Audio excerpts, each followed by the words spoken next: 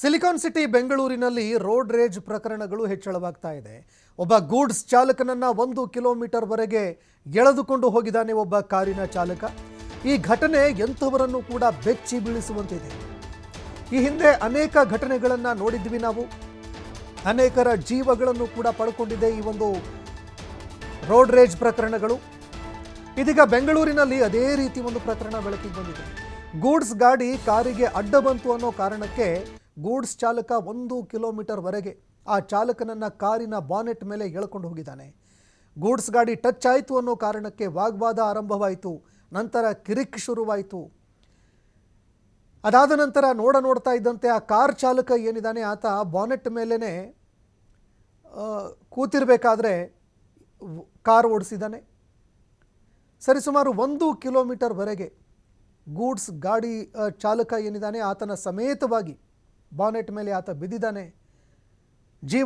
ಜೀವ ಉಳಿಸ್ಕೊಳ್ಳೋದಕ್ಕೆ ಅಂಗಲಾಚ್ತಾ ಇದ್ದಾನೆ, ಗೋಗರಿತಾ ಇದ್ದಾನೆ. ಏನೇ ಮಾಡಿದ್ರೂ ಕೂಡ ನಿಲ್ಲಿಸಲೇ ಇಲ್ಲ. 1 ಕಿಲೋಮೀಟರ್ವರೆಗೆ ಎಳೆದುಕೊಂಡು ಹೋಗಿರುವಂತಹ ಮಾಹಿತಿಗಳು ಲಭ್ಯವಾಗ್ತಾ ಇದೆ. ಜನ ಎಷ್ಟು ಇನ್ಸೆನ್ಸಿಟಿವ್ ಆಗ್ತಾ ಇದ್ದಾರೆ, ಮನುಷ್ಯತ್ವ ಮಾನವೀಯತೆ ಇಲ್ಲದೆ ಯಾವ ರೀತಿಯಾಗಿ ವರ್ತನೆ ಮಾಡ್ತಾ ಇದ್ದಾರೆ ಅನ್ನುವಂಥದ್ದಕ್ಕೆ ಈ ಪ್ರಕರಣಗಳೇ ಸಾಕ್ಷಿ.